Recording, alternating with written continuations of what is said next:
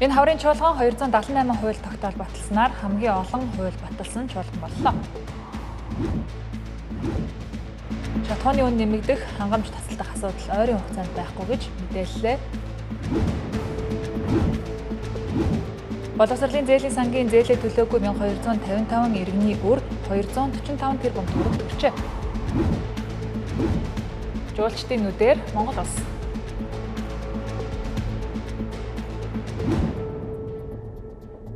Шинэ 7 өдрийн мэд хүрэг үзэгчдээ Тэнгэр телевизийн 7:10 мэдээллийн хөтөлбөр эхэлж байна. Анхаарлаа хандуулна.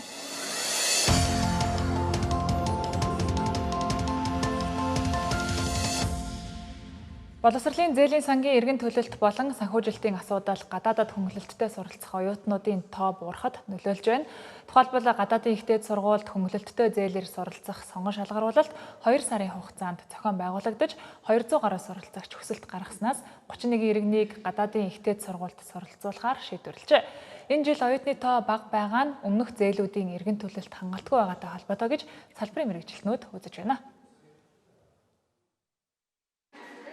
Гадаадын ихтэй сургуульд хөнгөлөлтөө зээлээр суралцах хүсэлт гаргасан нийт оюутны 136 нь бакалаврын түвшинд 64 нь магистр докторийн шатанд суралцах хүсэлт эрүүлсэн байна. Үүнээс 15% нь л шалгарсан байна. Нэг оюутны жилийн сургалтын төлбөр 70-аас 90 сая байна. Түүнчлэн сонгон шалгаруулалтад тэнцсэн ч гэсэн боловсролын зээлийн сангийн санхүүжилтийн асуудлаас шалтгаалan хөнгөлөлтөө зээл авч чадаагүй 59 иргэн нөөцөд үлджээ. Нөгөө дээгүүр хөгжлийн бэрхшээлтэй иргэнийг гадаадын ихтэй сургуульд буцалтгүй тусламжаар суралцуулах сонгон шалгаруулалтад 7 иргэн хамрагдсан байна. За энэ жилийн хяналтын квот гэж ярьдаг те хяналтын тоо. Энэ дээр бол бакалаврын түвшинд 10, магистр докторийн түвшинд бол 20 квоттой байсан. Тэгэхээр өөрөөр хэлбэл 10 квот дээр 136 хүүхэд одоо бакалаврын түвшинд өрсөлдөлөө гэсэн үг болж байна. За ингээд 10 хүүхэд маань шалгарсан. За үүн дээр нэмхэн хяналтын нөөцөд бүртгэх 40 хүүхдийг бол шалгаруулсан. Өөрөөр хэлбэл нийтдээ 50 хүүхэд гэсэн. Тэгэхээр энэ хяналтын нөөцөд багтах энэ хүүхдүүдийн хувьд санхүүжилтийн их усүр шийдвэрлэгдсэн тохиолдолд дахин сонгон шалралтанд орохгүйгээр энэ одоо сонгон шалралтынхаа үр дүнгээр бол гэрээ байгуулад одоо хөнгөлөлтөө зээл авах ийм одоо боломжийг бол үүсгэж байгаа гэж ойлгож болох юм. Боловсролын зээлийн сан гэдэг нэршлээсээ ихсүүлээд жоохон алдаатай. Яагаад гэвэл эн чинь бараг 90-ээс дээш хувь нь буцалтгүй тусламж тэтгэлэг олгодог шүү дээ. Зээл бол ерөөсөө тийм ээ гадаад зээл, дотоод зээл, за тэгээ акцийн төвчний бакалаврын гэсэн нэг ийм итгэн зээл байж байгаа. Энэ дээр л асуудал үүсдэг. Яагаад гэвэл үний дүн нь өндөр байдаг. Тий. Миний түрүүний хийсэжлэн дэлхийн шилдэг сургуульд тэнцсэн энэ хүүхдүүдийг бид нэр аль болох бүгднгийн санхүүжүүлээд явуулмаар байгаа байхгүй. Тэхийн тулд энэ нөгөө боловсролын зээлийн сан гэдэг байгаа одоо хүртэл ажиллаж байгаа энэ концепц, энэ тогтолцоо тийм ээ энэ журам дүрм нийцэхгүй байна. Боловсролын зээлийн санд сургалтын төлбөрөө эргэн төлөөгүй 1255 иргэний өрийн үлдэгдэл 245 тэрбум төгрөгт хүрчээ. Энэ нь тус сангийн эх оны нийт төсвөөс 70 гаруй тэрбум төгрөгөөр давсан үзүүлэлт юм. Энэ жилийн төсвийн 33 тэрбум төгрөгийг зээлийн эргэн төлөлтөөс бүрдүүлэхээр тооцоолсон ч бодит гүйцэтгэл хангалтгүй байгааг салбарын мэргэжилтнүүд хэлж байна. Тухайлбал гадаадын ихтэй сургуульд хөнгөлөлтөө зээлээр суралцсан иргэдийн эргэн төлөлт 0.7%, харин дотоодын ихтэй сургуульд суралцагчдын эргэн төлөлт 6%-тай байгаа юм. Үүнээс шалтгаалan энэ жил гадаадын ихтэй сургуульд нэг ч оюутанд тэтгэлэг олгоогүй гэдгийг салбарын мэргэжилтнүүд хэлж байлаа. Тийм ч учраас энэ сараас эхлэн зээлийн эргэн төлөлтийг эрчимжүүлэх ажлыг эхлүүлжээ. Эргэн төлөвлөх арга хэмжээг юунаас эхлэх вэ гэхээр энэ 1255 суралцагчтай гэрээгээ дүгнэх шаардлагатай. Тэгэхээр гэрээ дүгнэхгүйгээр та зээлээ ийм хугацаанд ингэж төлөх ёстой гэдэг шаардлага хөрвүүлэхгүйгээр бид нар энэ эргэн төлөлтийг сайжруулах боломжгүй гэж харж байна. Тэгэхээр гэрээг нь одоо ойрын хугацаанд дүгнээд эдгээр хүмүүст одоо хугацаатай шаардлага хөрвүүлээд зээлийн эргэн төлөөч гэдэг шаардлага хөрвүүлээд график байгуулад эргэн төлөхийн графикын дагуу төлөвлөх арга хэмжээ аавна. Боловсролын зээлийн сангийн нийт төсвийн 90% нь буцалтгүй тусламж байдлаар олгогдож байгаа учраас хүрэлцээгүй байдал үүсэж байгааг салбарын мэргэжилтнүүд онцолж байлаа. Тийм ч учраас эх жилийн сонгон шалгаруулалтаас өмнө санхүүжилтийг улсын төсвөөс хэд хараат биш арилжааны банкудтай хамтарч ажиллахаар төлөвлөжээ. Нөгөө дээгүүр хувийн хөвшлийнх нь төлбөрийн хөнгөлөлтөд дэмжлэг үзүүлж татврын хөнгөлөлт эдлэх тогтолцоог нэвтрүүлэн гэдгийг онцоллоо. Түүнчлэн боловсролын зээлийн сан биш боловсролын хөгжлийн сан болгож богино хэмжээний сургалтын хөтөлбөрт хамрагдах боломжийг олон нийтэд хүргэн гэлээ. Өнгөрсөн үйлчлэлтийн үеэр 2 сар гаруй хугацаанд үргэлжилсэн шатхууны хомсдол нь махны үн тэнгэр татгаас эхлээд эдийн засагт хүнд цохилт өгсөн. Тэгвэл баяр наадам болон аялал жуулчлалын оргил үеэр энэхүү нөхцөл байдалд автагдахгүй гэсэн айдас иргэдийн донд байна. Харин салбар яамны зүгээс энэ зун шатхууны хомсдол үүсэхгүй, үн тогтвортой байна гэх тайлбарыг өглөө. Өнгөрсөн үйл салбарын сайд нь хомсдол үүсэхгүй гэж мэдэгдэж байсан ч амьдрал дээр иргэд шатхуун түгээх станцуудад хэдэн метрийн урт дараалалд хонох шахам дугаарлаж байсан. Салбар яамнаас энэ мэт алдаа дутагдлыг дахин давтагдахгүй гэдгээ илэрхийллээ. Өнөөдрийн байдлаар улсын хэмжээнд АИ-92 шатхуун 33 хоног, дизель түлш 27 хоногийн нөөцтэй байна. Манай улсын хувьд 2024 онд Оросын албаны улстай бүх төрлийн шатхууныг тогтвортой нийлүүлэх гэрээг 5 жилийн хугацаатай байгуулсан учраас хомсдол үүсэхгүй гэлээ. Гэхдээ сүүлийн 4 сар шатхууны үн тогтмол нэмэгдэж ирж байгаа учраас АИ-92 шатхууны үнийг нэмэх хэсэг асуудлыг энэ сарын 20-нд үнийн зөвлөл хуралдаж энэ талаар хэлэлцэх бол дизель түлшний үн эх сараас 20 гаруй хувиар буух төлөвтэй байгааг салбар яамны зүгээс мэдээллээ. Нөгөөдгөр урд хурш болон бүгд найрамдах Солонгос улсаас шатхуун импортлохоор хэлэлцэж байгаа гэдгийг онцоллоо. Холбооны улсад үүссэн нөхцөл байдалтай холбогдлолтойгоор энэ экспорт зогсоож байгаа зүйл бол Монгол улсад бол үйлчлэхгүй. Бид бүхэн одоо гэрээгээр урт хугацаанд гэрээний нөхцөл байдал дээр одоо хангамжаа бий болгоод явж байгаа. Дараагийн их үүсвэр нь бас одоо Солонгосоос хангалтыг бий болгож байна. Бүгд найрамдах Хятад ард улсын PetroChina болон PetroChina China Oil одоо холбогдох компаниудтай бол бүтээгдэхүүн авъя гэдэг энэ гэрээ тохирогоо бол хийчихсэн. Авто бензин болон дизель түвшний хувьд бол үнэ дахин нэг одоо авч хэлцэх зүйтэй гэдэг ийм зүйл байгаа. Энийг бол наадмын дараа 20-ны өдрөөр хурал зарлагдаж энэ үед бол шийдэн. Тэгэхээр дизель түвшний хувьд бол үн буурах нь тодорхой болсон. Авто бензиний хувьд бол үн багаар нэмэгдэхгүй эсвэл тогтмол дараагийн үнэ аваад явах уу гэдэг энэ одоо зүйлийг бол зөвлөлдөр ярилцсан. Нөгөөдгөр шатхууны хомсдлоос сэргийлж 291 мянган метр куб нөөцийн сав барихаар төлөвлөснөөс 150 мянган метр кубын ажил одоогоор үргэлжилж байна. Энэхүү савнууд энэ ондоо багтан ашиглалтад орсноор шатхууны хомсдлоос сэргийлэх боломж бүрдэж байна гэж үзэж байна. Оросын албаны улсын хэд хэдэн бүс нутагт шатхууны хомсдол үүсэж, үүний улмаас шатхууны худалдан авалтыг хязгаарлаж, засгийн газраас импортын шатхуунд хөнгөлөлт татаас үзүүлэх зэрэг нэмэлт дүрм журмууд хэрэгжиж эхлээд байна. Тэгвэл Оросын албаны улс анх удаа далайн замаар энэтхэгээс түлш импортлж эхэлсэн талаар салбарын их сурвалжууд Reuters агентлагт мэдээллээ. Ийхүү энэтхэг Оросын түлш нийлүүлэгч боллоо гэж хэлж болохоор байна.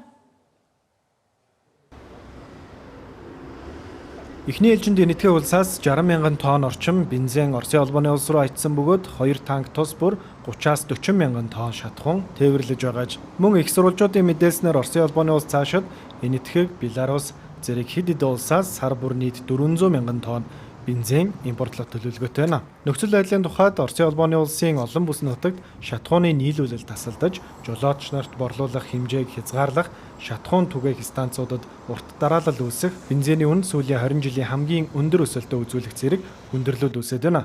Ерөнхийлөгч Владимир Путин өнгөрсөн 7 хоногт Украины дроны цохилтын улмаас зарим бүс нутагт шатхууны хомсдол үүссэнийг анх удаа хүлээн зөвшөөрч нөхцөл байдлыг хяналтандаа авч байгаа гэдгийг мэдгдсэн. Тэгвэл энэтхэг яагаад Оросод бензин нийлүүлж байна вэ?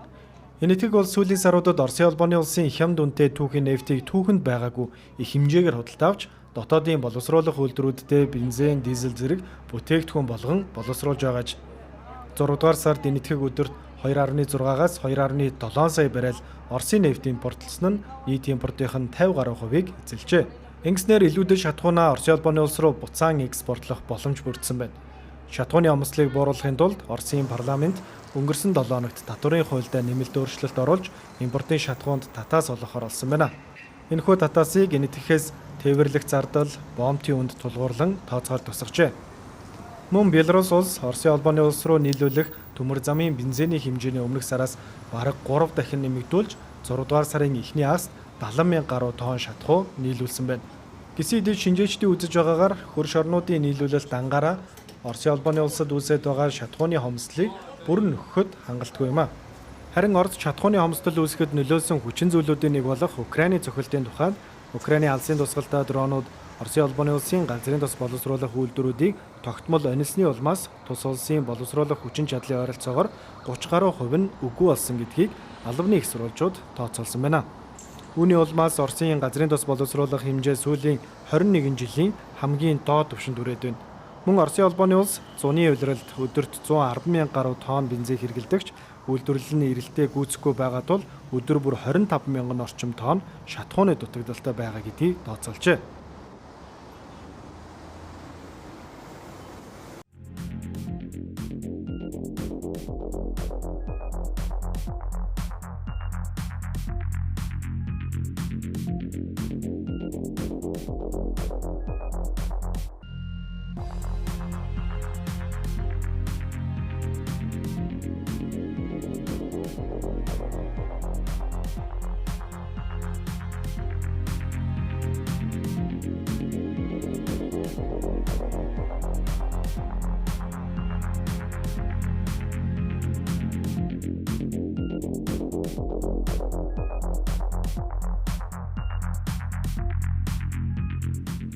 Доллар мэдээллийн хөтөлбөр үргэлжилж байна.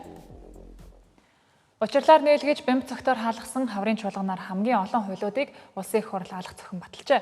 126 гишүүнтэй парламент бүрдснээс хойш нэг чуулганы хугацаанд 100 хүрэхтэй үгүйтэй хууль тогтоол хэлэлцэн баталдаг байсан бол энэ хаврын чуулганаар 278-ыг баталсан байна. Энэ дотор удаан хүлээгдсэн татварын багц хууль, тэтгэвэр нийгмийн даатгалын шинжилэл зэрэг чухал хуулиуд багтаж байна. Үүнийг эрх баригчид амжилт хэмээн алга ташиж байгаа бол сөрөг хүчний зүгээс сонгуулийн өмнөх гал унтраах арга зайлт хэмээн дүгнэж байна. Тэтгэвэр нэмэгдээж татвар буурч бизнес эрхлэгчдэд амьсгаа авах боломж олгох эрх зүйн томоохон өөрчлөлтүүдийг энэ хаврын чуулганаар хийлээгих эрх баригчдын сурталчилгаа хаасайгүй хүрчинэ. Гэвч наадмын өмнөхөн яар цандран яарлаг ормоор баталсан эдгээр хуйлууд бодит амьдрал дээр хэрхэн буухан нэг талаар болгоомжлол, нөгөө талаар хүлээлт үүсгэж байна. Хэрэгжиж эхлэх хугацааг нь харвал хамгийн наад тал нь 2027, цаад тал нь 2029 оноос байгаа юм. Энэ иргэдийн дунд хүлээлт үүсгэхийн зэрэгцээ сонгуулийн дараа замбарахгүй гэх болгоомжлолыг дагуулж байна.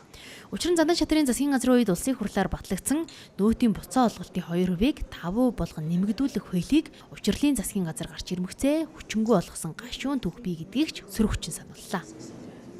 Өнгөрсөн намрын чуулганаар нөөтийн буцаалт зэрэг хуулиудыг зандан шатрын ерөнхий сайдын үед баталсан хэрэгжих хугацааг хойш нь тавьсан хэрэгжиж эхлээгүй байтал одоо тэр хуулийг хүчингүй болгосон. Одоо энэ хуулиудыг хэрэгжиж эхлэхээс өмнө дахиад хүчингүй болгох хуулиудыг дахиад л оруулж байна. Яагаад гэвэл зүгээр л эн чинь аргацаас нь цаг авсан ийм л улс төрийн үйл явц явж байна. Энд ямар ч өөрчлөлт шинжилтийг хүсэл эрмэлзэл нэгдүгээрт нь байхгүй байна. Бид улс төрчид хэд их ялгуурлаад хандсан болвол ийм олон одоо чухал хуулиуд бид баталж чадахгүй байх байсан баг. Тийм болохоор одоо юу гэдгийг зарим нэг одоо гишүүдээ ярьж байгаа, зарим нэг одоо хүмүүс ярьж байгаа зүйлүүд бол зүгээр одоо юу гэдэг улс төрчхийн тулд бас нэг хэлбэр төдий бас улс төрч харагдахын тулд ярьж байгаа зүйл баг. Бусдаар бол яг бодит нөхцөл байдал дээр бол аргын зөвлөлтөй ийм зарчмаар явал ингээд харин ч үр дүнтэй, харин ч бага улс төрчсөн, харин ч үр дүн гаргасан гол чухал хуулиудаа хэлж баталсан чуулган боллоо гэж дүгнэж байгаа. Энэ улсын эзэн иргэд байдаг юм аа. Иргэдийн төлөө төр засгийн оршид юм а гэдэг үндсэн хуулийн үзэл санааг амжуулахын тулд 3 чуулганд дамжуулсан ардчилсан намын одоо гишүүдийн санаачилсан хуулиуд бүдэг бадагхан замаар ямар олон бэрхшээлтэйгээр ямар олон намтарч талдсан ямар хоцрогдсон дахин жижигдээд дахиных нь гадуурх яс хуйг дуулах шиг хатуурчихсан энэ эрх баригчдын толгойг тоншиж явж байгаа та бүхэн анзаарч байгаа хаа. Эрх баригч хүчин учраас улсын их хурлын 2024 оны сонгуулийн мөрийн хөтөлбөр, засгийн газрын үйл ажиллагааныхаа хөтөлбөрийн хэрэгжилтийн үр дүнд үнэлгээ өгөөд энэхүү хөтөлбөрийн хэрэгжилтийг эрчимжүүлэх замаар дэвшүүлсэн зорилттой хангахад гол анхаарал чиглэгдлээ. Тийм учраас 2027 оны улсын хөгжлийн төлөвлөгөөг одоо энэ бодлого руу чиглүүлж батлуулсан гэдгийг зориуд хэлмээр байна. Өнгөрсөн хугацаанд дотоод фракцийнхаа хэрүүл намынхаа хуваагдлыг төрийн зовлон болгон хувиргаж хамаг цаг хугацааг үрсэн эрх баригчид эх 2027-2028 оны сонгуулийн өмнөхөн гинэт тухай орсон мэт баахан хууль бөөнцнийг сөрөг хүчнийхэн шүүмжилж илаа. Ялангуяа баталсан хуйлуудын ихэнх нь учирлын засгийн газраас яаралтай гормоор төлөвлөсөн хуйлууд байгаа нь улсын хурал засгийн газрын хуулийн хэлтс шиг ажиллаа гэх шүүмжлэлийг ч дагууллаа. Энэхүү улсын хурал хамгийн идэвхтэй ажиллах боломжтой үеэ ийн үтлээ. Учир нь 2027 онд ерөнхийлөгчийн 2028 онд парламентын сонгуул болох тул эрх жилүүдэд гишүүдээс хууль биш зөвхөн улс төрчлөлтөл гарах үзье. Батлыг гэсэн хуулаа гэрлийн хурдаар баталдаг парламентын хурд ганцхан хуулийн төсөл дээр ирээд бүтэн 400 гаруй хоногийн турш таг гацлаа. Тэр нь олон анхааралд байгаа хууль бус хөрөнгө хураах тухай хууль юм. Хуулийг санаачлагч Алтан гэрэл гишүүний зүгээс ордонд их усүрэн тодорхойгүй хөрөнгөтэй олон хүн байгаа учраас энэ хуулийг хэлэлцүүлэхгүй байна гэж хэлж байсан удаатай. Харин Улсын хурлын дарга Бямб цогтын зүгээс энэ хуулийн төсөл хууль зүйн техникийн хувьд шаардлага хангаагүй учраас хэлэлцэх боломжгүй гэх тайлбарыг өглөө. Хууль санаачлах хэрэгтэй 128 субъект байгаа. Засгийн газар 126 гишүүн, ерөнхийлөгч. Энэ хуулиуд үндсэн хуульд нийцэж явах ёстой. Хууль зүйн техникийн хувьд тийм шаардлага хангасан байх ёстой. Хууль зүйн одоо тийм хэрэгжилтийн үр дагаварт үнэлгээ хийж судалгаа хийж тийм тодорхой санхүүгийн зардлын болон үр дагаврын үнэлгээнүүд хийгдсэн байх ёстой. Зайлшгүй нийгэм тулгымдсан асуудлыг шийдвэрлэхдээ саяны одоо хэлсэн хууль тогтоомжийн тухай хууль зэрэг одоо хуулиудын шаардлага хангасан байж хэлэлцэж тэр маань чанартай сайн үйл амьдрал дээр хэрэгжих хууль гэж батлагдана. Тэгэхээр хууль зүйн техникийн хувьд шаардлага хангахгүй хууль хэлэлцэхээр тэр батлахад хэцүү, батлахгүй хэцүү. Олон нийтийн нуур хүлээлт үүсгээд ингээд ийм одоо эрсдэлтэй асуудал үүсчих гээд байгаа учраас засгийн газар битээ хэлэлцүүлж өгөөч, татаж явнаа. Тэр болтолтой бид гэхдээ хөрөнгө оруулалт хууль оруулна, өргөн барина. Тэрийг оруулсан үедээ татаж авъя гэдэг ингээд хойшлогдохгүй хэлэлцэхдэггүй байгаа гэдгийг бас мэдээлэл өгөх зүг баха. Өнөөдөр төрийн ордонд шагналын хор бууж салбарын төлөөллүүд төрийн дээд шагнал хүртлээ. Тэр дундаас Монголын pop урлагийг 40 гаруй жилийн турш өмгөлж ирсэн дуучин Ариуна саран туяанаар нэг өдөр хамтдаа ардын жүжигчин боллоо. Төрийн ордон өнөөдөр баяр баясгал, догдлол, талархлын нулимсаар дүүрэн байлаа. Жил бүрийн наадмын өмнөхөн болдог шагналын марафон энэ удаа цар хүрээгээ тэлж эдийн засгийг нуруундаа үрж яваа баялаг бүтээгчдээс эхлээд урлаг спортын салбарынхан ингрэм илалглаа. Шагнал авсан эрхмүүд нэг л зүйлийг дуу нэгтэйгээр хэлж байсан нь өнөөдрийн амжилт зөвхөн өөрийнх нь биш, хамт зүтгэсэн баг хамт олон арга гэрийнхнийхэн зүтгэл байсан гэлээ. 40 жил өсөл зорилго, ирмэлзэл, алсын хараагаа үнэхээр уралгүйгээр, шарвалгүйгээр, хоёрдмал санаагүйгээр, үнэнчээр, тууштайгаар урлагийнхаа манаанд зогссоо. Урлагийн хамгийн аа буюу анхны үсгийг ээж маань цэцэрлэгийн баш байхад надад урлагийн соёлыг зааж төлөвшүүлсэн. Аа маань намайг урлагийн талбарт мэргэжлийн урлагийн байгууллагт хөтлөн дагуулж орж хүүхэд байхаас минь намайг үнэхээр дайчин, зоригтой, өөртөө итгэлтэй байх, бадрангуй байх тэр итгэл төлөвшлийг өгсөн бол миний аав юм. Би 2005 оны 6 сарын 22-нд гавьяатаа авч ялаа. Тэгээд 21 жилийн дараа одоо гавьяатаа ардын жүжигчнээ одоо авлаа. Тэгээд үнэхээр энэ бол миний хувьд бол би хоёргүй сэтгэлээр ард түмнийхээ өөрийнхөө дуулах хүсэлтэд хөтлөгдөж 16 настай охин одоо дуулж эхэлсэн. Тэгээ өөрийнхөө амьдралынхаа одоо бүр тийм хагасаас илүү жилийг бол урлагт тайзнаа ямарваа нэгэн ашиг хонжоо ч юм уу одоо нэр хүнд хөөцөлдөж дуулаагүй. Дуртайдаа дуулсан. Одоо ч гэсэн дуулсаар явна. Хойч очин одоо олон одоо аж үйлдвэрчдийн салбарт ажиллаж байгаа залуучууд маань эмэгтэйчүүд маань ялангуяа үлгэр дуурайл үзүүлэх байхаа гэж бодож байна.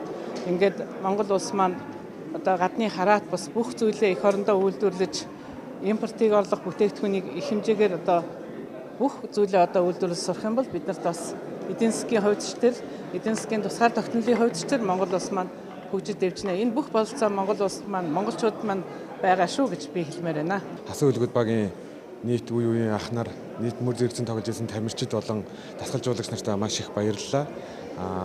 19 жил одоогоор лиг тоглож байна. Одоо цаашдаа тоглоно. Тэгээд 14, 15 дахь жилдээ хамт тоглож байгаа, хамт найзалд нөхөрлөж байгаа бэлгүүн найздаа маш их баярлалаа. Пүүжи ахтаа баярлалаа, Сока ахтаа баярлалаа гэж хэлмээр байна. Сүүлийн 2 жил Сагсан бөмбөгийн академи нээж оргил бол найзтайгаа нэг Сагсан бөмбөгийн академи хүүхд залуучуудын хөгжил хөв нэмрээ үнэтэй хөв нэмрээ оруулахын төлөө зүтгэж байна. Гавьяат эдийн засаг цал хүрсэндээ баяртай байна. Би улсад одоо 41 дахь жилдээ ажиллаж байна. Тэгээд улсын болон төрийн байгууллагт ажиллаж байсан. Тэгээд цуг одоо тэш дөрүүлсэн ээж аав үе үеийн удирдлагууд, ажлын хамт олон найз нөхөд бүгдээрэнд нь баярлж талархаж байна. Ардын жүжигчин, ардын уран зохиолч, ардын багш гэх мэт ардын зүтгэлтэнгийнхний эрхэм алдрыг Монгол улсын хэмжээнд ердөө 200-аас 300 орчим хүн л зүүж яваа юм. За энд өнөөдөр дуучин ариунаа Сарантуяа нарыг авсан ардын жүжигчин цол ямар их үнцэнтэй цөөхөн хүнд очдог гэдг нь эндээс харагдана. За түнчлэн ардын болон Хөлбөрийн Баатар цолыг 400 гаруй хүнд хүртээсэн байт юм байна. За энд өнөөдөр Ингрет цолсон Мон Пилимбет группийн үүсгэн байгуулагч Гарамжавын хөдөлмөрийг Монголын төр тэр хэмжээнд өндрөөр үнэлсэн гэсэн үг юм а.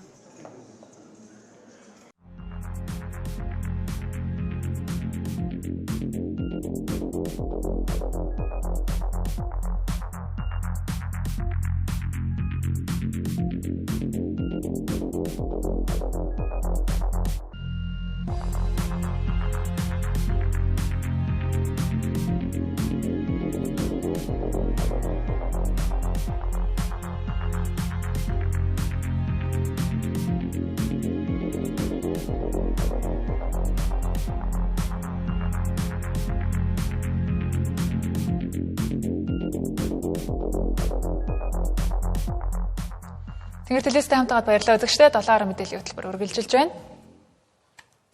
Үндэсний баяр наадмыг зохион байгуулах хорооны бүхийн салбар хорооноос өнөөдөр мэдээлэл хэлээ.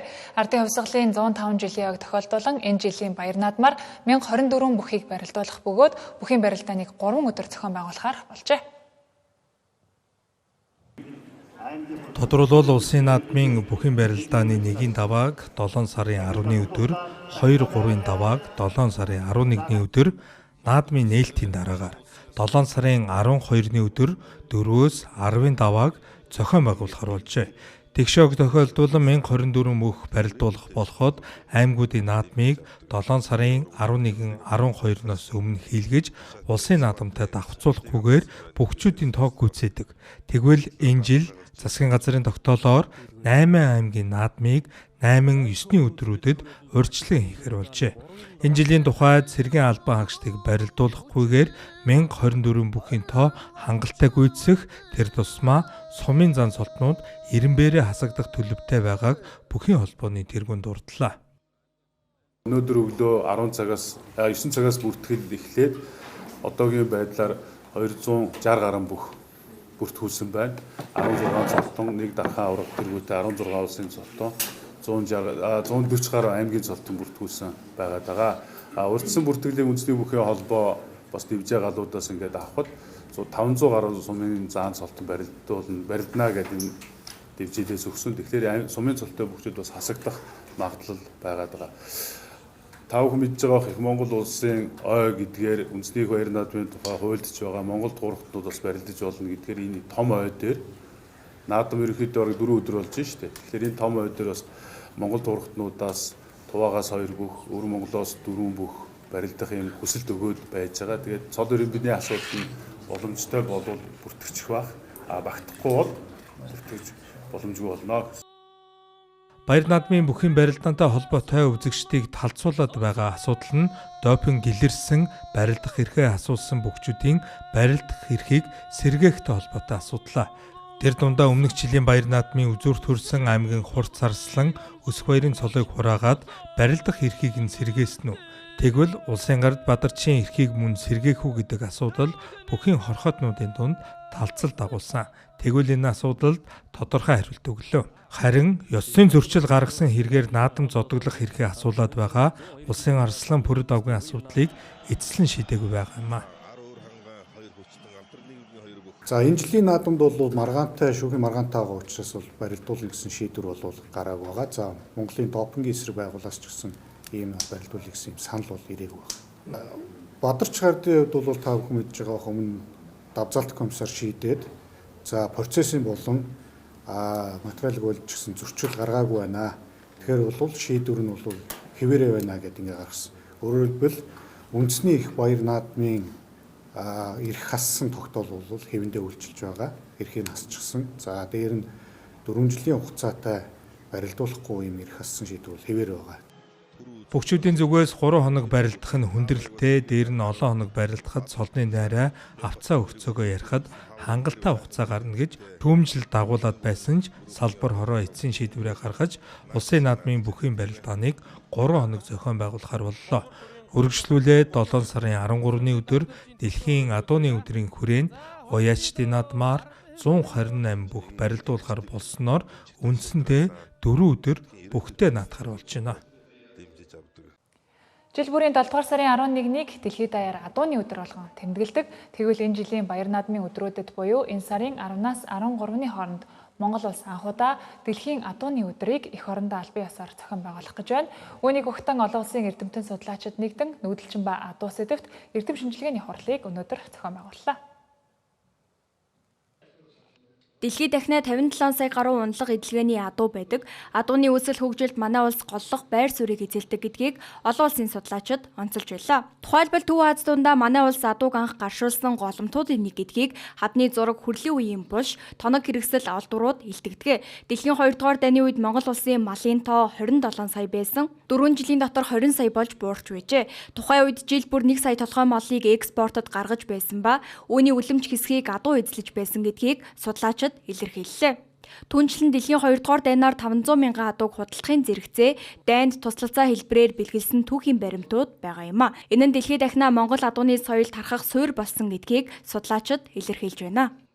Дэлхийн 2 дайны дараа бас ингээд сүрсэн одоо хот оцготыг сэргээхэд бол 5000 гаруй адуугаар бэлгэлж ирсэн.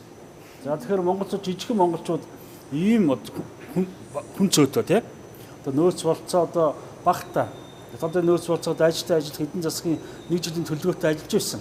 Энэ тохиолдолд монголчууд бүхэл зүйлээ фронт зориулсан. Үүний гол үр дүн нэг бол одоо ерөөсө мал аж ахуйгаас өгж исэн зүйлс. Зөвхөн малыг одоо хөлөөнө гаргахаас гадна тийм ээ арьс шир одоо бэлгэлийн олон зүйлс гаргаж ирсэн. Монголын эзэнт гүрний үед бол одоо жишээлбэл их Монгол улсын үеч тэр Юан улсын үеч тэр адууг төрийн зүгээс анхаарал тэр худалдаалах явдалд анхаарч те хулгай хийхийг хүн дээр шийтгэж за тэгээд өсгөн худалдаалах газрыг тодорхой болгож өсгөн үржүүлэхэд бас тодорхой хэмжээнд бол анхаарал тавьж бодлого явуулдаг байсан нь харагдаж байгаа. Ийхүү үндэсний их баяр наадмын өдрүүдэд зохион байгуулагдах Дэлхийн адууны өдрийн цуврал арга хэмжээ энэхүү чуулганаар албан ёсоор эхэлж байна. Тус хуралд дэлхийн 30 гаруй орны эрдэмтэд хуранцуулж, эртний нүүдлийн соёл, адууны аж ахуйн эдийн засаг, худалдаа болон уламжлалт ёс заншлын сэдвээр өргөн хүрээнд хэлэлцлээ. Энэ үеэр Англи, Японы судлаачид Монгол адууны генийн сан хамгийн баялаг бөгөөд байгалийн шалгарлыг даван туулах чадвараараа дэлхийд хосгүй гэдгийг тусгайлан онцолсон юм а. Баяр наадмын уртын амралт эхэлж байгаагаас үүдэн аялалд гарч буй иргэдийн тоо нэмэгдэж байна. Гэвч дотооддоо аялахад өртөг өндөр байгаа учраас ихэнх иргэд гадаад улс руу аялах сонголтыг төлхөө хийх болжээ. Дотоодын аяллаа үн чиглэл хугацаа үйлчилгээний төрлөөс хамааран харилцан адилхан байна. Аялал зохион байгуулагчдын мэдээснээр хамгийн хямд багц аялал нь хар зүрхний хүүхэн нуурын нэг шөнө 2 өдрийн хөтөлбөр бөгөөд нэг хүний үн 230 мянган төгрөгөөс эхэлдэг аж. Харин Алтай таван богдын 5 хоногийн аяллаа үн дунджаар 2.5 сая төгрөг төрдөг байна. Тэгэхээр энэ сүүлийн 3 жилийн хугацаанд бол манай дотоодны аялал жуулчлал бол нэлээд сэргсэн. За үүнтэй холбоотойгоор одоо та бүхэн анзаарч байгаа бол зам дагах одоо үйлчлэгээний газрууд, ариун цэврийн байгууламжууд бас одоо шинээр ашиглалтанд орж байна.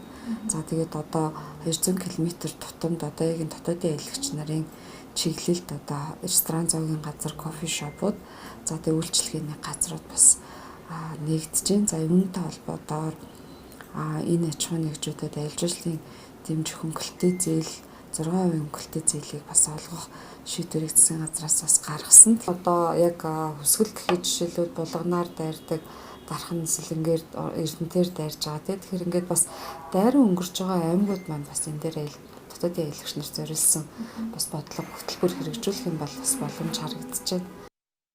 Аймагуд ивент фестивалуудыг сүүлийн жилүүдэд зохиох болсноор дотоодын аялал жуулчлал эрчимжиж байна. Жишээлбэл Архангай аймагт Ара, Булган аймагт Тайга, Хөвсгөл Түүх Баавгай, Сэлэнгэд Хомор гэх мэт фестивалууд энэ зүүн зохион байгуулагдана. Мөн үндэсний статистикийн хорооны 2025 оны төвөр судалгаагаар 1.7 сая хүн дотоодд аялсан бөгөөд Хөвсгөл, Архангай, Сэлэнг, Өвөр хангай аймаг болон Улаанбаатар хотыг иргэд хамгийн их зоржээ. Ингэхдээ дунджаар 7-оос 10 хоногийг зарцуулдаг байна. Бас нэг гадаад руу явах гээд ингээд судалж үзсэн байхгүй. Тэгээс Монголд аялахаа судалж үзсэн чинь яг дүндээ дүнлэлээ. Гэхдээ энэ гадаад руу явсан арай олон хоногийн урт хугацаатай тэгээ Монгол болохоор арай цөөхөн хоногтой тэгээд яг дүндээ дүн. тийм. Тэгээд ер нь бол Монголд арай зарлага өндөртэй байлээ. Тийм болохоор ер нь бол гадаад руу олон хоног аялсан бас хамаагүй үр дүнтэй яг илүү их юм үзэн ядаж л онгоцоор нисгэн чинь бас арай л гадаад руу аялах нь арай хэрэгтэй юм болов гэж батсан. Гадагшаа нэлээд явцсан одоо Монголд баруун аймагуудыг үзээгүй л. Тэгээд баруун аймаг Баянгүлгийн Алтай таван богд үзлээ. Одоо бол нөгөө кемп аялал жуулчлалын газруудад амархаар өртгөн өндөр байгаад юм лээ. Бол өөртөө явахад бол амар гайгүй л дээ.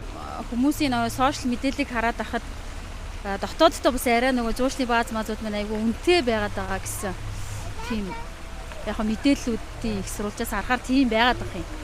Тэгэхээр тэрний оронд баг ингээд те ойрхон ингээд бийцгүй орнуудад аялахад арай тэр нь арай үзэх юм чихтэй тийм болов гэж бодож л байгаа.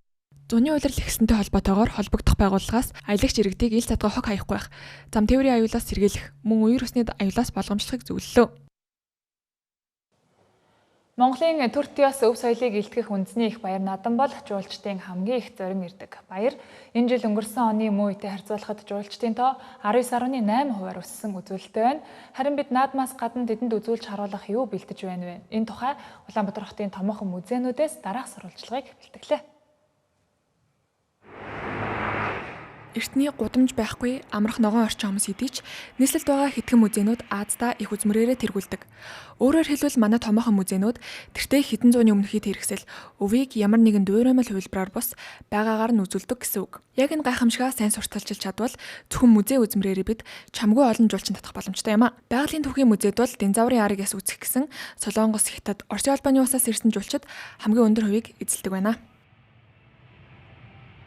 Байгалийн шинжлэх ухааны үндэсний музейг 2025 онд одоо нийт музей үзэгчдийн музейгээр үйлчлүүлсэн үзэгчдийн одоо 7.5%-ийг нь гадаадын жуулчид эзэлжсэн бол 2026 он гарсаар эхний хагасчлалын байдлаар 5.3% олж одоо юм тоон үзүүлэлтүүд гарсан байгаа. Тэгэхээр өмнөх онтойгоо харьцуулахад энэ оны одоо эхний хагасчлалаар бид нараас тодорхой үр дүнд хүрчихсэн явж байгаа учраас гадаад жуулчдын эзлэх хэмжээ бол үзэгчдийн урсгал бол нэлээдгүй байгаа. Баяр наадмын дараагаас эхлэл яг нөгөө одоо гаднаас зорж орж ирсэн жуулчид маань өөрсдийнхөө хэл дээр тухайн үзмэрдээ өөрийнхөө сонирхсан үзмэр дээр очоод AI QR-ыг уншуулад AI тайлбараар өөрийнхөө орны хэл дээр үндсэндээ тайлбар авчна гэсэн. Үндэсний түүхийн музей мөн зуны цагийн урьдчилжин өглөөний 9 цагаас оройн 20 цаг хүртэл үзэгчдийн хүлээн авч байна. Түүнчлэн тус музейд зочилсон жуулчдын тоо өнгөрсөн оны мөн үеэс 30% өссөнийг мэдээллээ. Тус музей энэ зуны улиралд байнгын үзүүлэнгээ шинжилж Монгол наадам морин эрдэнэ төр тусгай үзүүлэнг 7 дугаар сарын 8-наас 8 дугаар сарын 17 хүртэл олон нийтэд дэлгэн үзүүлэхээр бэлтгээд байна. Манай музей бол ер нь байнгын үзэсгэлэнгийн 9 танхимтай Монгол нутагт хүн аж төрж эхэлсэн нэг эртний үеэс буюу одоо нэг эртний Монгол орноос ардчлалын үе хүртэлх одоо үзэсгэлэнгүүд үзмөрүүдийг үзүүлдэг. За энэ жилийн тухайд бид нар бол нэг эртний Монгол орны танхимаа буюу музей 1-р давхрын одоо үзүүлгийн хэсгийг нэлээд шинжилэн сайжруул, шинэ үзмөрийг, археологийн шинэ олдууруудыг байршуулдаг илсэн байгаа. За зуны одоо улиралд бол манай төр тусгай үзэсгэлэнгүүд бол нэлээд сар болгон одоо шинэ үзэсгэлэнгүүдээр үзэгчдэд одоо үйлчилж үзэсгэлэн бол ер нь монголчуудын нүүдлийн мал аж ахуйтай холбоотой, адууны соёлтой холбоотой үзмөр, баяр наадамтай холбоотой одоо шинэ содон одоо үзмөрүүдийг дэлгэж нэг дорд байршуулж байгаа онцлогтой. Эдгээр музейнуудаас гадна Аз ТV хэмжээнд хамгийн томд тооцогдох түүхийн музейнуудын нэг болох Чингис хаан үндэсний музей нь Монголын тулгар төр хүннүг өрнөөс эхлээд их Монгол улс 20 дугаар зууны их үе хүртэлх хаад язгууртны түүхийг маш баялаг үзмрээр харуулдаг. Түүнчлэн дижитал архивд суурилсан үндэсний музей үйлчлэгийг шинжлэх төслийг хэрэгжүүлж ухаалаг самбаруудыг байршуулжээ. Бид л тоохгүй байгаа болохоос жуулчид Монголын музейн үзмрүүдийг үзэж эртний түүхийг төсөөлн дүрсэлж энэ хол эрснийхээ үн цэнийг бүтээж байна. Монгол улс музейн гайхамшигаа илүү өргөн далайцтай сурталчилж чадвал жуулчдын урсгал Улаанбаатарыг чиглэх боломжтой байна. Монгол дахь аялал маш сайхан байна. Монгол хүмүүс их найрсаг. Мөн монголчууд гадаад хүмүүстэй өөрсдийн соёлоо хуваалцах туртай юм шиг санагцсан. Хэдэн зууны өмнө Чингис хаан гэх мэт айчдын байлдан дагуулал Грек төрж байгаагүй хэдий ч Европ хүртэл хүрч байсан учраас надад Монголын түүх их сонирхолтой санагддаг. Тиймээс ч би Чингис хааны музей болон байгалийн түүхийн музейгээр зочлоо. Боломж гарвал Монголын үндэсний музейг мөн очиж үзэх сонирхолтой байгаа. Бид байгалийн түүхийн музейг үзэхээр ирсэн байна. Учир нь энд маш олон төрлийн динозаврын яс байдаг гэж сонссон учраас сонирхоод ирсэн. Мөн үүний дараа нарантуул завхарыг гэж бодож байна. Бидний үг дэдэс Хятадаас гаралтай. Харин Хятад болон Монгол улс түүх соёл газар нутгийн хувьд хоорондоо холбоо хамаарлах байдаг тул бидэнд музей орж түүхийг дэлгэрүүлэн судлах нь их сонирхолтой санагдаж байна. Анх удаага Монголд ирж байна. 2800 гаруй километр замыг машинаар туулж Улаанбаатарт ирлээ. Зарим газруудад зам баг зэрэг муу байсан. Гэхдээ олон орноор аялж байсан ч анх удаага онгон байгальд олон төрлийн амьтдыг амьдаар нь Монголоос харсан болохоор таатай байлаа. Манай улс ч гэсэн мөн динозаврын үлдэгдэл яснууд байдаг ч Монголд байгаа шиг ийм үзмэр үйлчилгээ байдаггүй. Найзуудаа дагуулад дараа дахин заавал ирэх болно. Би судлаач хүн учраас надад Монголын палеонтолог болон түүх их сонирхолтой санагддаг. Тиймээс музейнүүдээр орчхоод говь руу бас явъя гэж төлөвлөд байгаа. Тэндээс тэмээ болон морь үзэхийг хүсэж байна. Мөн хамгийн гол нь бид наадам үзэхээр ирсэн. Монгол орн бол аюулгүй 50 хот учраас найзуудтайгаа ч бас ирээрэй гэж уриалнаа. Хуушуур, сүйтэцээ, айр гэх мэт Монгол хоолнууд их амттай байсан. Түүнчлэн Монгол үндэсний хувцас, бүжиг, дуу, морин хур зэрэг нь их сонирхолтой содон санагдсан. Бүгд найрамдах Солонгос улсын 5 ихтэй сургуулийн оюутнууд улсынхаа соёлыг Монгол улсын их сургуулийн оюутнуудтай хамтран олон нийтэд танилцуулсан юм. Түүнчлэн өөрсдийнхөө амжилттай суралцах арга барил болон зуны амралтаа хэрхэн өнгөрүүлдэг тухайга хуваалцлаа.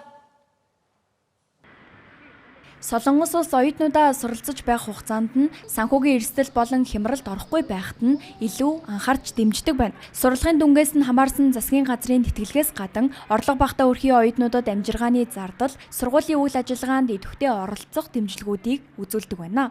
Түүнчлэн цалинтай дадлах хийх хавсарсан мэрэгжил ур чадвар эзэмших боломжуудыг олгодог гэлээ. Оюутнуудын суралцах арга барилыг тэднээс тодрууллаа. Жишээлбэл Солонгосын Дангук их сургуулийн 3 дугаар дамжааны оюутан Пак Жэсэн маш завгүй амьдралын хэм маягийг чухалчилж үздэг гэдгээ онцолж байлаа. Тухайлбал хичээлээ тармагц клуб дугуулантаа заавал очдог ба амралтын өдрүүдээр ямар нэгэн байгууллагын дадлагын хөтөлбөрт хамрагдахын зэрэгцээ цагийн ажил хийдэг гэдгээ бидэнтэй хуваалцлаа. Үүний нэг нь Монгол улсад зуныхаа амралтаар Солонгос улсын соёлын талаар танилцуулахаар 4 их сургуулийн оюутнуудтай хамт ирсэн гэлээ. Нийт 5 их сургуулиас 15 оюутан Монгол улсад соёлоо танилцуулах өдөрлөг зохион байгуулж мэдээлэл өгөхөөр ирсэн. Энэхүү төслийн хүрээнд бид өмнө нь Вьетнам болон Арабын нэгдсэн Эмират улсад айлчилж байсан. Бид K-pop соёл болон эрүүл мэнд, сэтгэл зүйн зөвлөгөө мэдээллийг олон нийтэд танилцууллаа. Манай улсын оюутан залуусын хувьд бага наснаасаа эхлэн хүүхдүүдэд төрөл бүрийн сургалтын төвд явж суралцах дадлыг өөртөө хэвшүүлдэг. Түүнчлэн оюутан болсон ч энэ мэтчлэн хөтөлбөрт хамрагдаж амралтаараа өөрийгөө хөгжүүлж бусад улсын оюутан залуустай туршлага солилцдог. Оюутнуудаа ихэнхийг нь гадаадууд руу явуулаад ингээд сурагч солилцоо энэ төр их явуулдаг юм шиг санагдсан. Тэгээд тэрүүгээр оюутнууд нь их гадаад руу явж их олон улсаар аялж тэгээд олон улсын найз нөхдөд болтой юм шиг санагдсан. Тийм тэр нь арай илүү юм бэл. Монгол улс ч юм бас нэлээд одоо аялал жуулчлалын бүс нутаг болж байна. Энэ тэндээс олон хүмүүс ирж байна. Тийм болохоор ерөн бас ойрын Азийн орнууд руу ч юм уу те бүр цаашдаа Европ руу ч юм уу соёлоо түгээх юм бол бас хэрэгтэй болоо гэж бодсон. Бүгд найрамдах Солонгос улсад нийт 300 мянга гаруй гадаад оюутан суралцдаг байна. Манай улсаас гэхэд тус улсад суралцах оюутны тоо сүүлийн 3 жилд 2 дахин нэмэгдэж 18 мянгад хүрчээ. Солонгос улсад суралцаж байгаа гадаад оюутнуудын 50% нь тухайн улсын соёл, K-pop болон контентэд дуртай учраас сонгож суралцсан гэх судалгаа бий. Үүнд тус улсын соёлоо таниулах арга барил чухал нөлөө үзүүлж байна. Энэ хүрээнд ч Солонгос улсын оюутнууд зуныхаа амралтаар хүртэл улсынхаа соёлыг танилцуулах хөтөлбөрт хамрагддаг байна. Тэнгэр телевизийн 7 хар мэдээллийн хөтөлбөр танд хүрлээ. Анхаарал хандуулсанд баярлалаа.